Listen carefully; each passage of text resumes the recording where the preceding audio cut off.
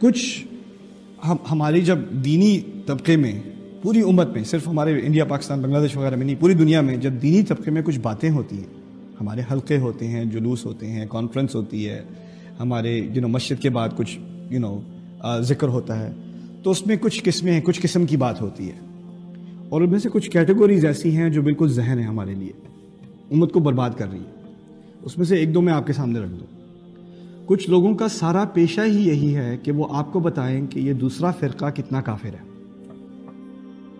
اس کی ساری توانائی، اس کی ساری تحقیق اس بات میں نکل گئی کہ وہ آدمی کتنا کافر ہے، وہ لوگ کتنے خراب ہیں، اور وہ کیسے جہنمی ہیں، ان سے دور رہو۔ کسی دوسرے مسلمان گروہ کے بارے میں اس نے کوئی اچھی بات آپ کو بتانی ہی نہیں، اس کا ٹائم ہی نہیں ہے، اس کا سارا ٹائم لگا ہوا ہے آپ کو اس کے بارے میں وارننگ دینے میں۔ اور آپ اس دوسرے گروہ کے پاس جائیں تو وہ کس کام میں لگا ہوا ہے؟ وہ ان لوگوں کے خلاف وارننگ دینے میں مشہور ہے، اس کو اور کوئی کام نہیں۔ یعنی دونوں ایک دوسرے کی دشمنی میں، اور آیتیں دونوں کے پاس ہیں، حدیثیں دونوں کے پاس ہیں، لیکن حدیثوں کا استعمال کس میں ہے؟ ایک دوسرے کی دشمنی میں۔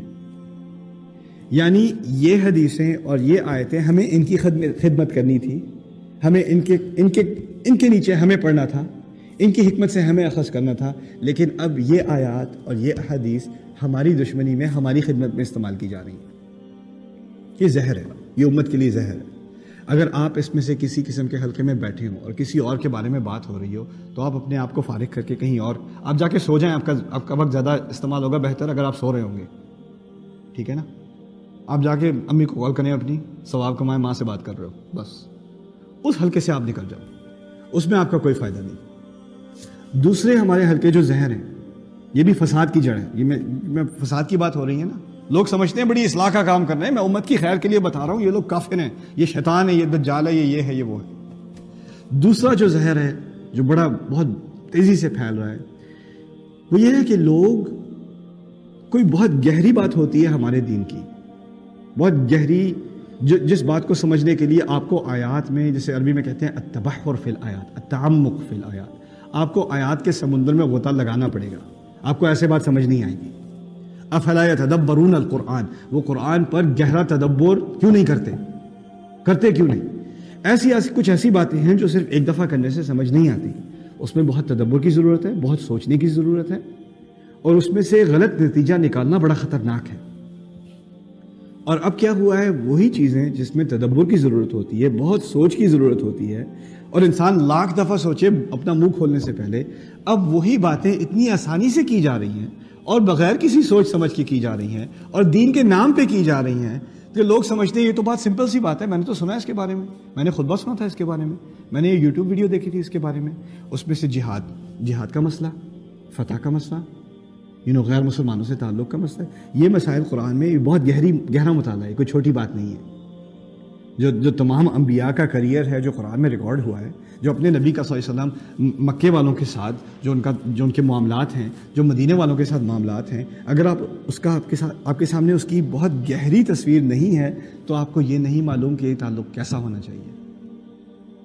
ہمارے ہاں بہت سمپل سی تصویر کھینچی ہوئی ہے کہ جو غیر مسلم ہیں وہ نجس ہیں، وہ گند ہیں، وہ پلید ہیں، ان کو تم ہاتھ نہیں لگا سکتے، وہ تمہیں سلام کریں تو ان کا جواب بھی مت دینا، تم دوسری طرف چلے جانا، اگر وہ مسجد میں آئے تو استغفر اللہ العظیم، تمہیں اسپیشل کلیننگ بلوانی پڑے گی۔ ہمارے یہ کہاں سے آئی افکار، یہ سوچ کہاں سے آئی؟ اس کا نہ دین سے تعلق، نہ قرآن سے تعلق۔ ایک دو باتیں کہیں سے سنائی، اس کو ہم نے آگے کر دیا، اور اس سے زہر پھیلتا ہے، نفرت پھیلتی ہے، اور جسے عربی میں کہتے ہیں سوء الفہم، غلط فہمی پھیلتی ہے دین کے بارے میں۔ ایک تو ہے غلط فہمی غیر مسلم کو، میں غلط فہمی کی بات کروں جو مسلمانوں کے ہاں پھیلی ہوئی ہے، یہ دوسرے قسم کا زہر ہے۔ تیسرا زہر، جو آخری زہر میں آپ کے سامنے پیش کر دوں آج، وہ یہ ہے کہ ہمارے دین میں کچھ چیزیں ہیں پرائیورٹی، عربی میں کہتے ہیں الاولویہ، جو چیز پہلے ہو، سب سے اہم پہلے، اس کے بعد اس سے کم اہم، اس سے بعد اس سے کم اہم، اس سے بعد اس سے کم اہم۔ جب سے ٹاپ کی چیز ہے نا، اس کے بارے میں سب سے زیادہ بحث ہونی چاہیے، جو سب سے کم اہمیت کی ہے اس کے بارے میں سب سے کم بحث ہونی چاہیے۔ اصل میں یہی تو عدل کا تقاضا ہے کہ اگر آپ کہیں کام کرتے ہیں اور آپ کا باس آپ سے کہے یہ سب سے اہم کام ہے، اس کو پہلے ختم کرو، اور جب تمہیں ٹائم ملے تو یہ دوسرا کام بھی کر لینا، اور آپ دوسرے کام میں لگ جائیں پہلا کام کیے بغیر، تو آپ کا باس آپ سے خفا نہیں ہوگا، آپ کو فائر نہیں کرے گا، تمہیں کام نہیں کرنا آتا، تمہیں میں نے کہا تھا وہ پرائیورٹی ہے تمہاری۔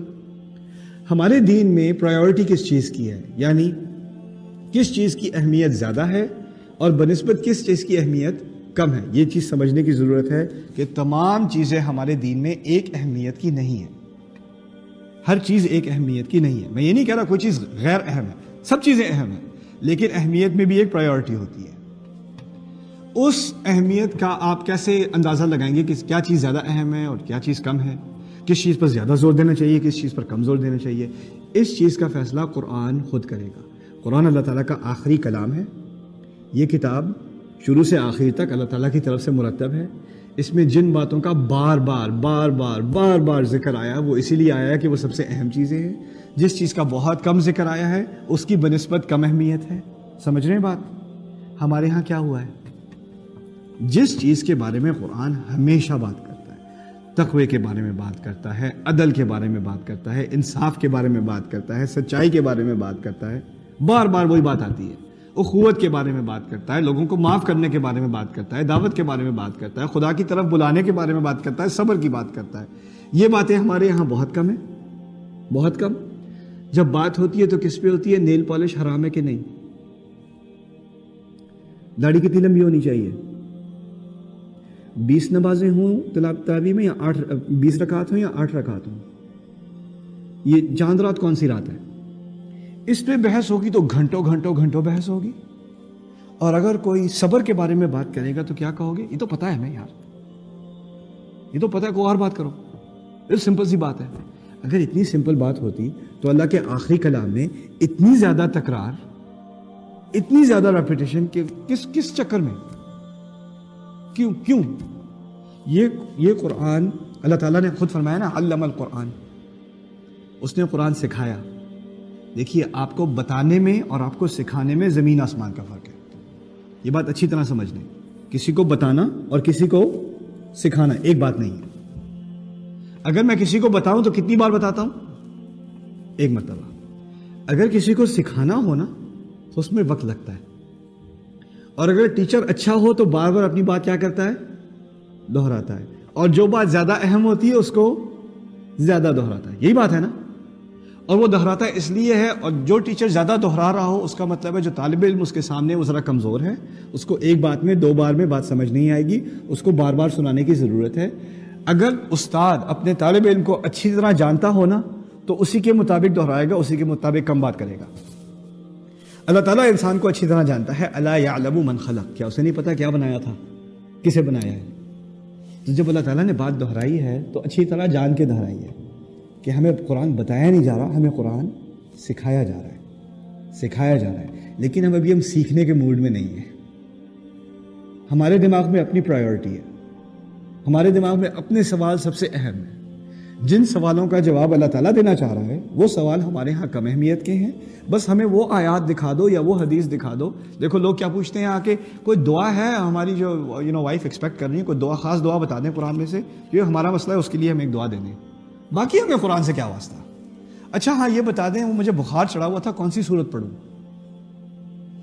یا وہ بچے کی گریجویشن ہو رہی ہے، کوئی سورت ہے وہ پڑھ دیں، اس میں پھونک مار دیں سورت پڑھ کے۔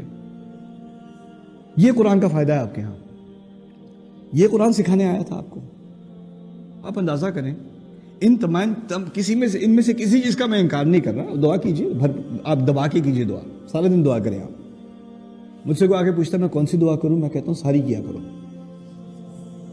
نہیں کوئی خاص دعا بتائیں جو میں پڑھوں تو سارے مسئلے حل ہو جائیں۔ میں نے کہا اچھا ٹھیک ہے، میں تمہیں بتاتا ہوں۔ تمہاری دعا، تمہیں عربی آتی ہے؟ نہیں عربی نہیں آتی۔ اچھا تم ایسا کرو، تم دعا اردو میں کرو اور صاف دل سے کرو، اللہ تعالیٰ کو اردو آتی ہے، اللہ تعالیٰ کو تمہاری سمجھ آ جائے گی۔ اسے کوئی خاص کلمات جو مسنون دعائیں ہیں، ان کی بڑی اہمیت ہے، بڑی قدر ہے، لیکن اگر یہ دعائیں صرف رٹا کر کے تم نے ایسے ہی سنا دی اور تمہارے دل میں سے کچھ بھی نہیں گزرا، ان کا کوئی فائدہ نہیں، ان کا کوئی فائدہ نہیں۔ اصل مقصد انسان کا اللہ تعالیٰ کے ساتھ دل کا لگاؤ ہے، جب وہ نہیں ہے تو اور کیا ہے؟